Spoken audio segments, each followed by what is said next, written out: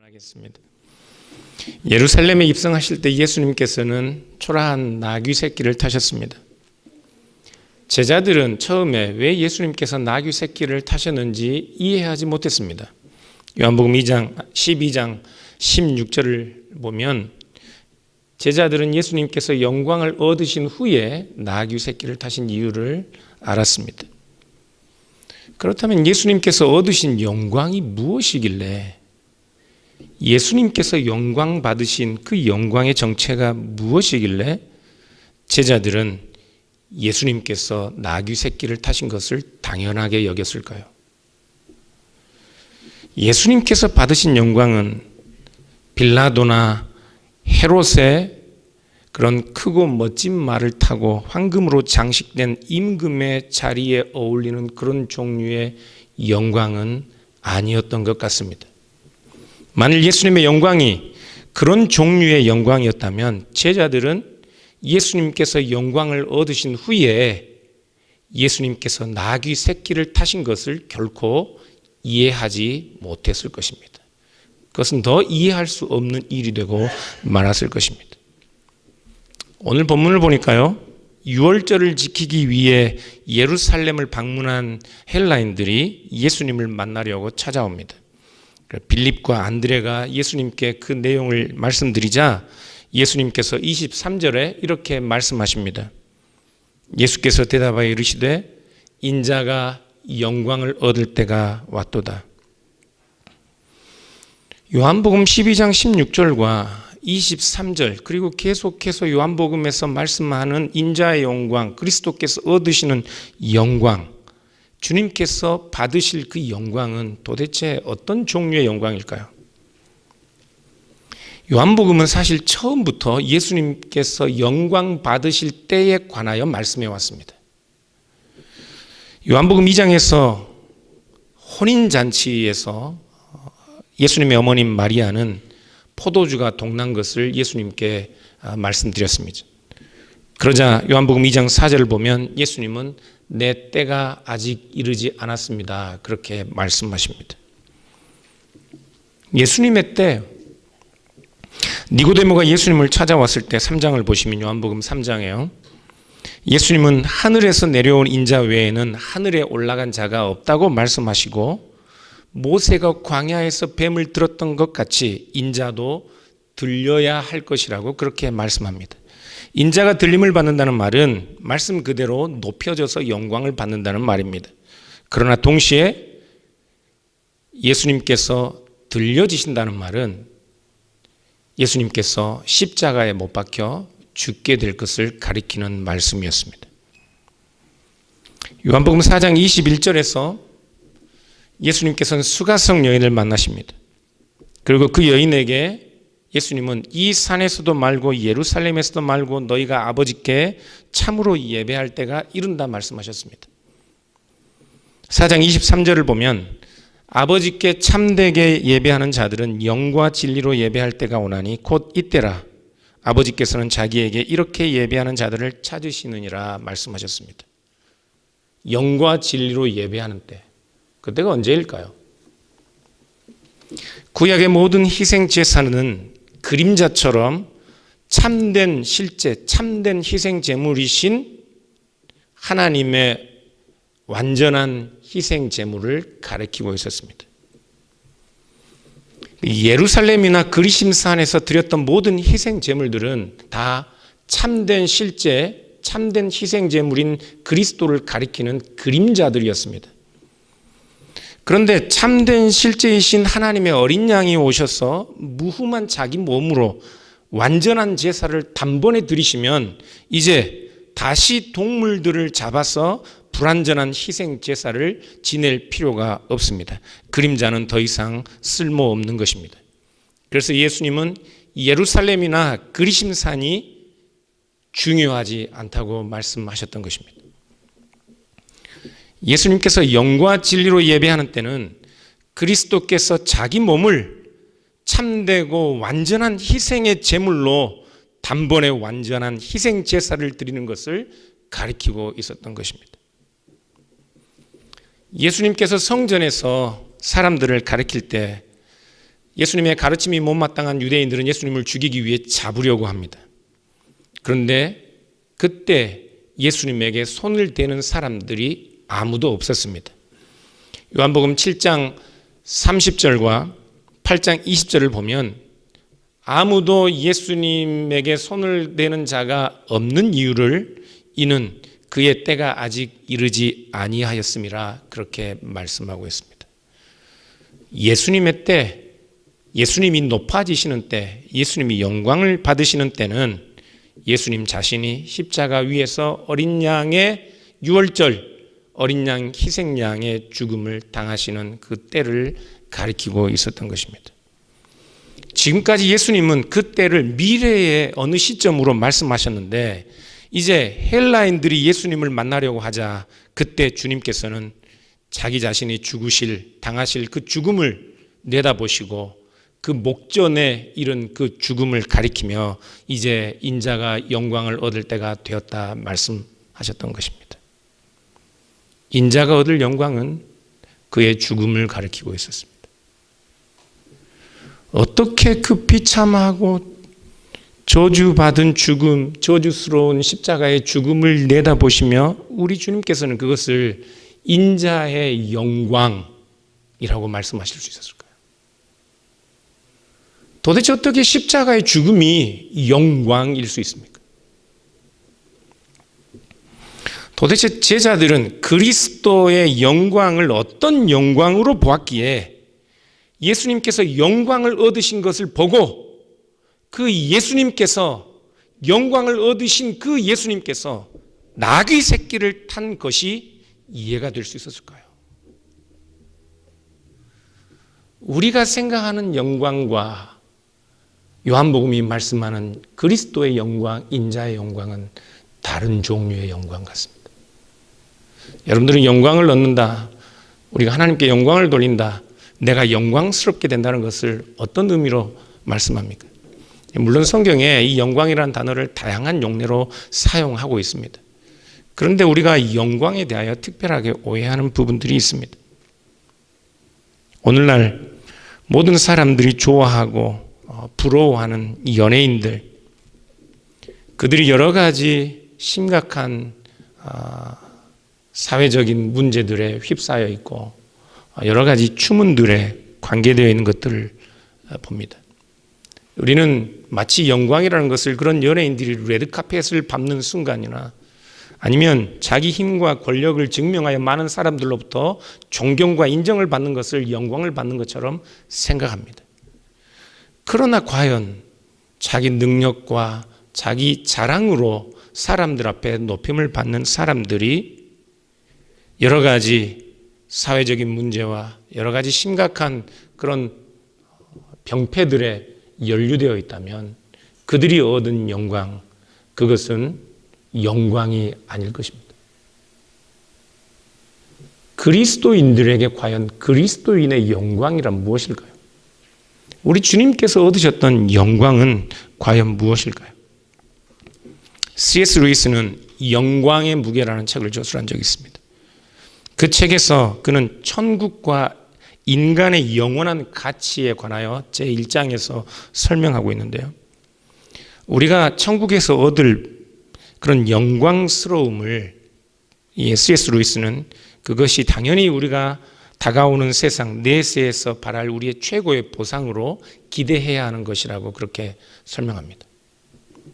그런데 그 보상은 우리의 삶과 우리의 행동에 대한 부가적인 보상이라기보다는 우리의 행동과 우리가 갈망하는 것의 완성으로서 주어지는 것입니다.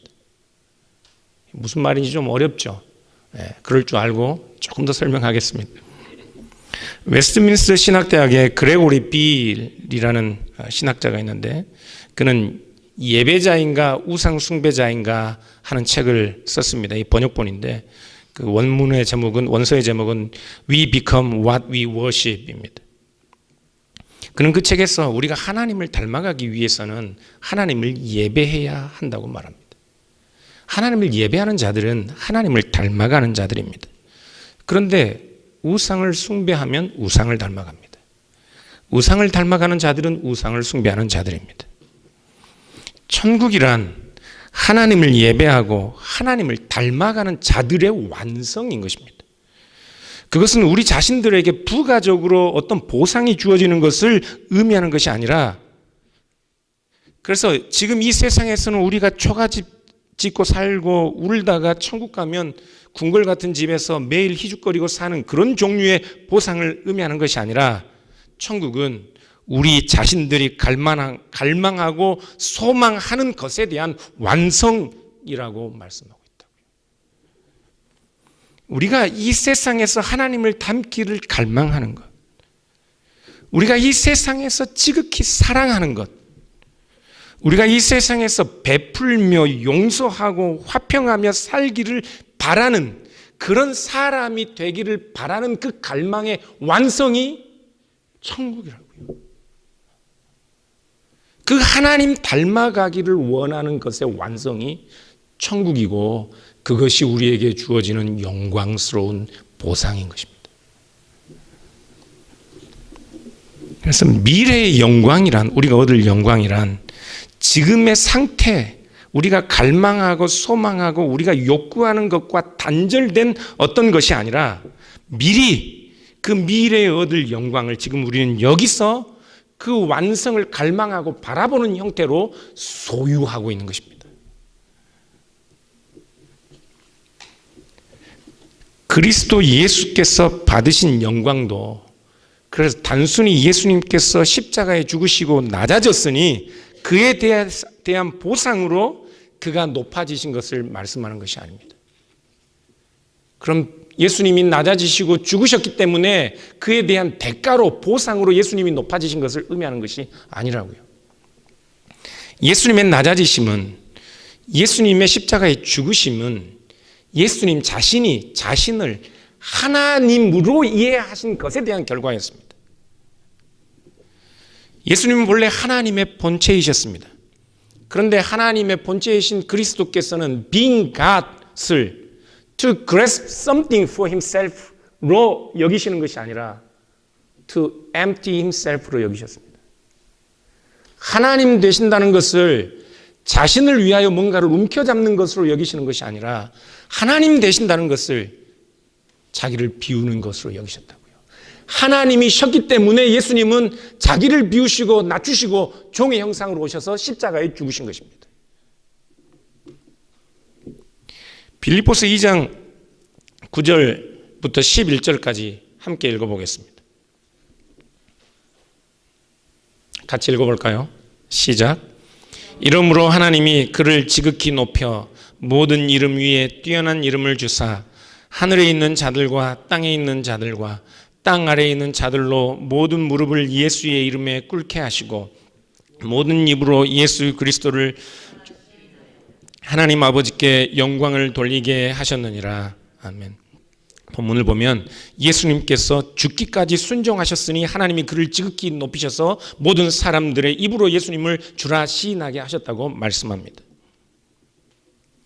그러나 그 앞의 내용을 보면 예수님이 본래 하나님의 본체이셨다는 그 말씀을 보면 예수님이 죽기까지 순종하시고 낮아지심은 그리스도 예수님께서 본래 하나님의 본체이시기 때문에 행하신 일이었습니다.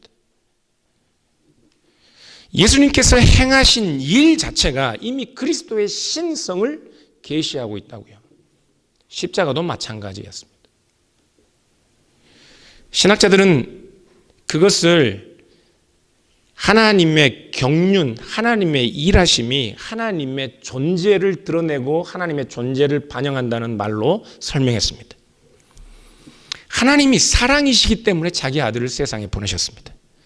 하나님이 공의이시기 때문에 그 아들을 십자가에 내어주셨습니다.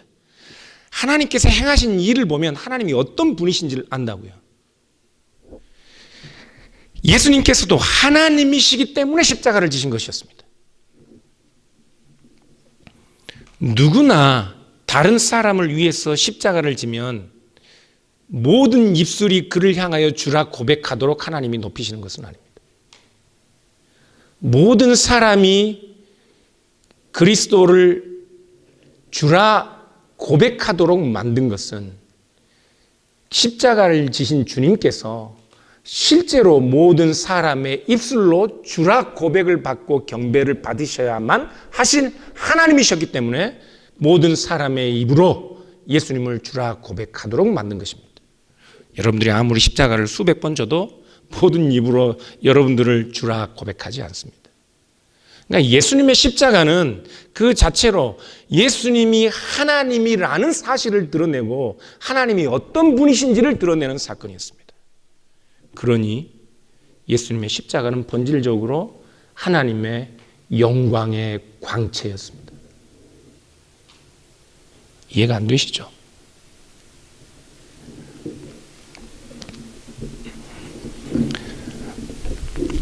제자들이 보았던 그리스도의 영광은 하나님의 본체이신 그리스도께서 낮아지셔서 십자가를 지신 영광을 보았습니다.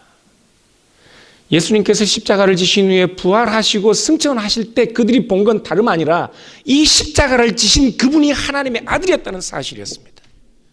십자가를 지셨기 때문에 높아지신 것이 아니라 십자가를 지신 그분이 본래 하나님이셨다는 사실을 깨달았다고요.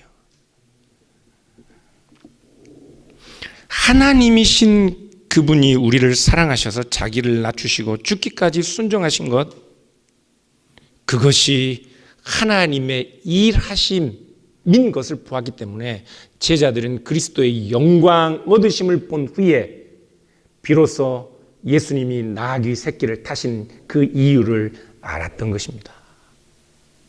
그래서 D.A. 칼슨은 그리스도의 고난에 관하여 그의 요한복음 주석에 대해서 이렇게 설명합니다. 같이 읽어볼까요?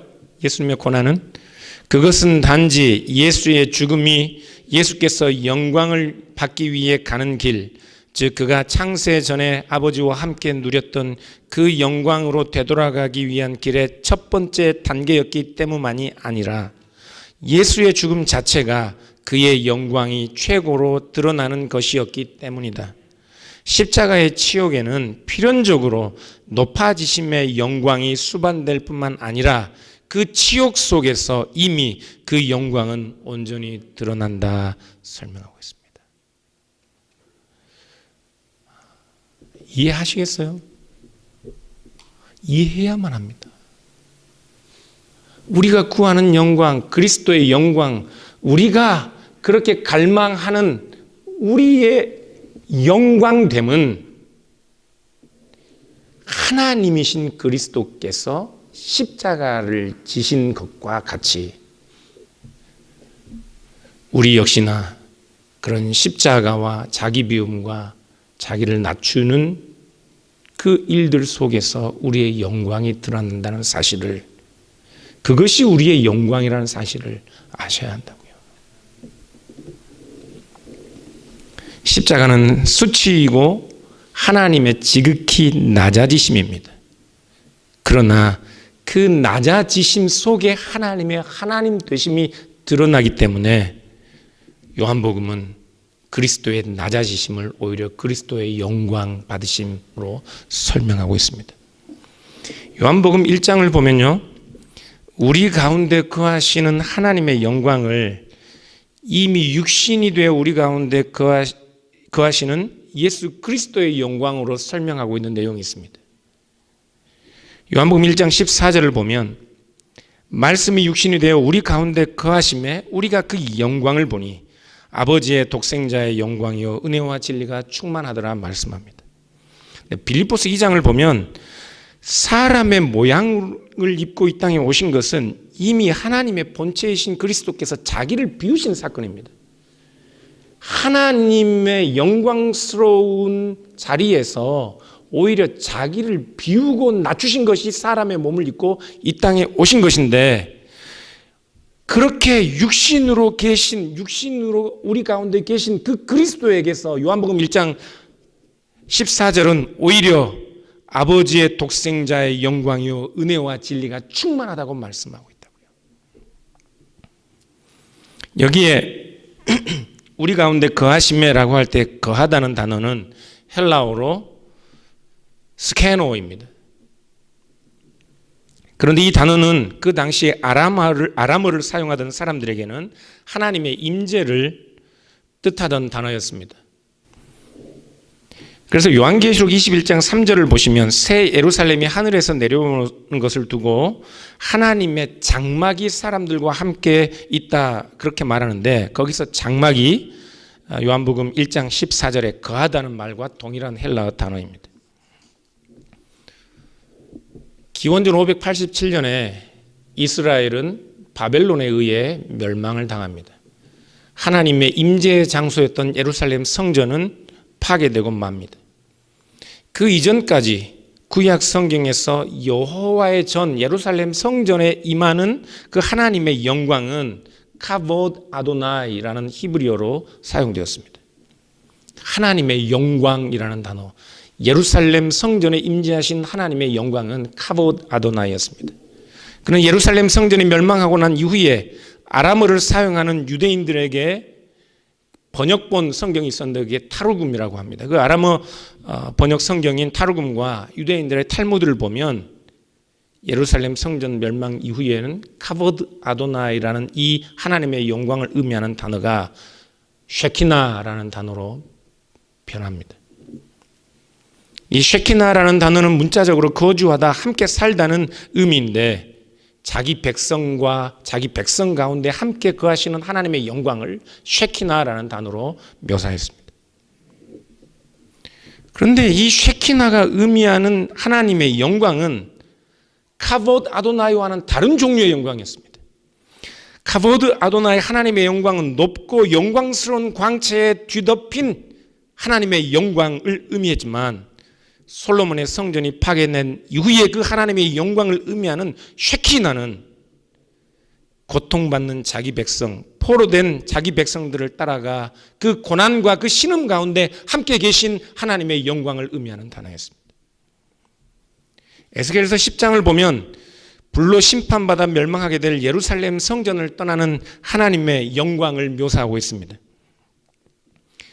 그룹들과 네 바퀴 달린 그 술의 환상이 에스겔서 10장에 등장하는데, 예루살렘 성전을 가득 채우셨던 하나님의 영광이 이제 바퀴 달린 수레와 함께 그 성전을 떠나고 있는 내용입니다. 그런데 그 영광이 어디로 움직이고 있을까요?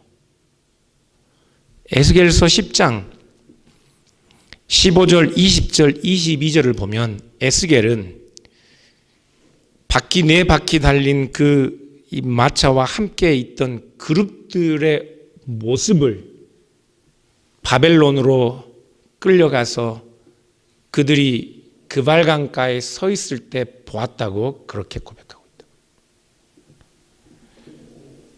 쉐키나는 하나님의 영광이 포로로 잡혀간 자기 백성들을 따라가서 고통받는 백성들과 함께 거하시는 하나님의 영광을 의미하는 것이었습니다.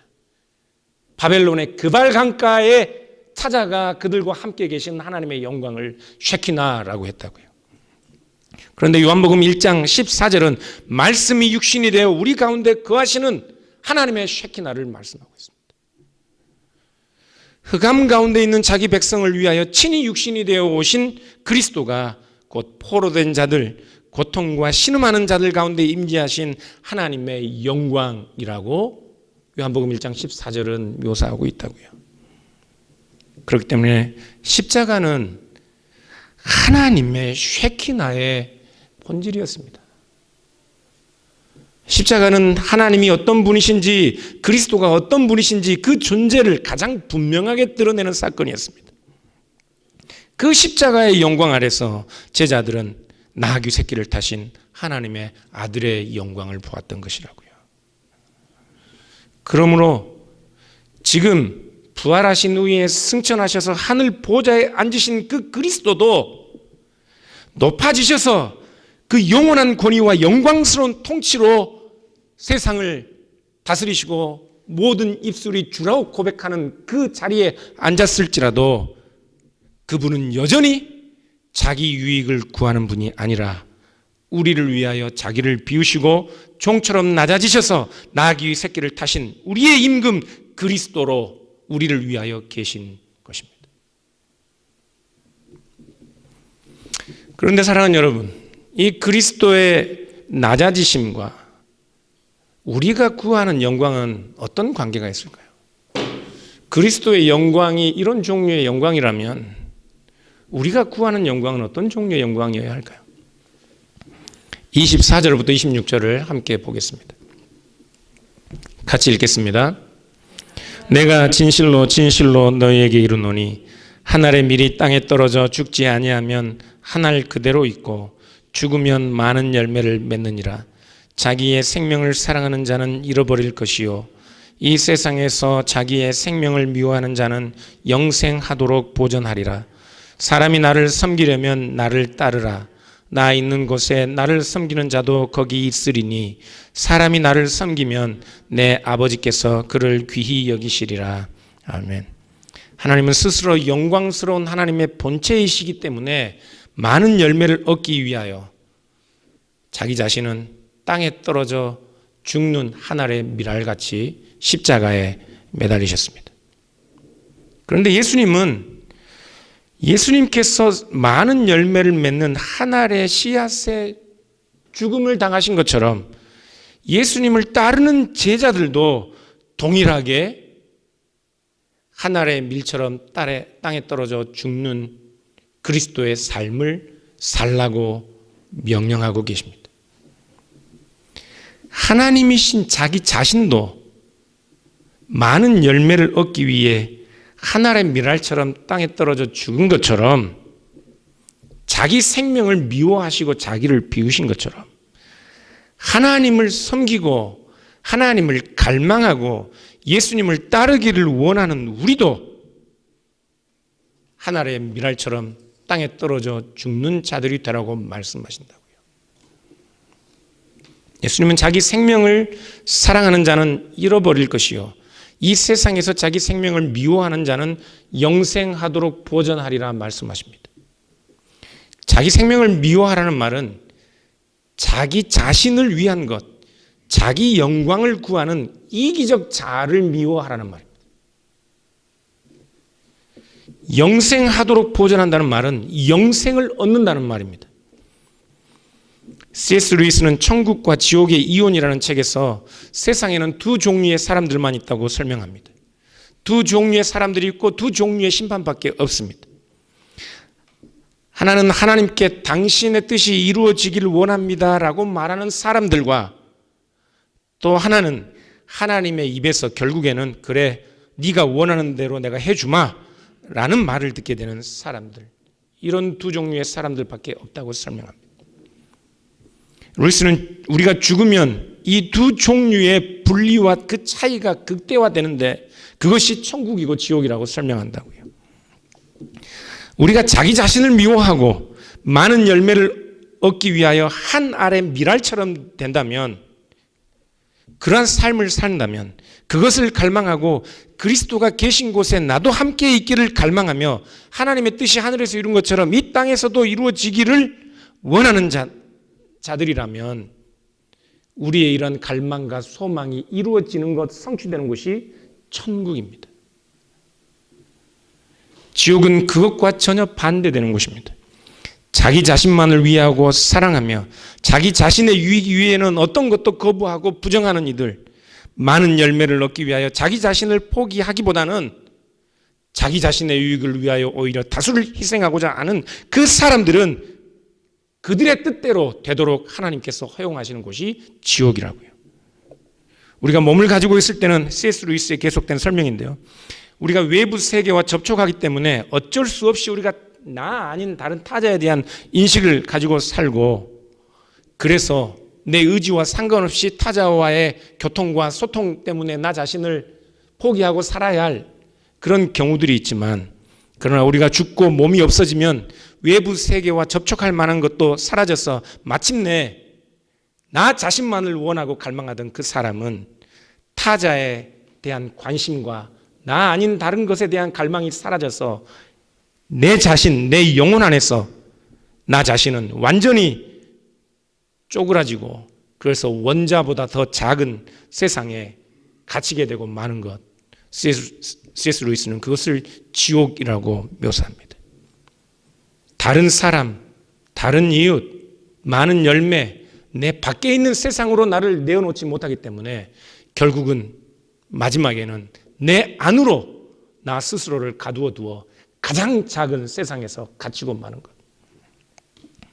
그러므로 사랑하는 여러분, 심판과 구원은 이미 이 세상에서 일어나고 있습니다. 우리가 마지막에 얻을 영광은 이미 우리가 어떤 사람인가 무엇을 갈망하느냐에 따라서 이미 그 영광은 우리의 삶 속에 실현되고 있습니다. 이미 우리가 많은 열매를 얻기 위해 땅에 떨어져 죽는 한 알의 밀알처럼 우리 주님을 닮아가고자 한다면 그 갈망 속에 이미 영원한 천국에서 얻을 그 영광스러움이 들어와 있는 것입니다. 그러므로 사랑하는 여러분, 우리 주님께서 얻으신 영광은 십자가와 별개의 것이 아니었습니다. 오히려 십자가는 그 영광의 내용이었습니다. 주님 계신 곳에 우리도 함께 있고 우리도 한 알의 밀알처럼 주님을 닮아가고자 한다면 우리의 영광도 여전히 그런 종류의 영광일 것입니다. 기독교인들의 영광, 그리스도인들의 영광은, 그리스도인들의 높아짐은 본질적으로 자기 비움과 자기 부정과 낮아짐과 겸손과 다른 사람을 위하여 죽는 그 희생에 있습니다. 이 영광스러운 하나님의 자녀 그리스도의 제자들로 영원한 영광스러운 그 천국을 지금 미리 사시는 오늘의 장로교의 모든 교우들 되시기를 주님의 이름으로 축원합니다.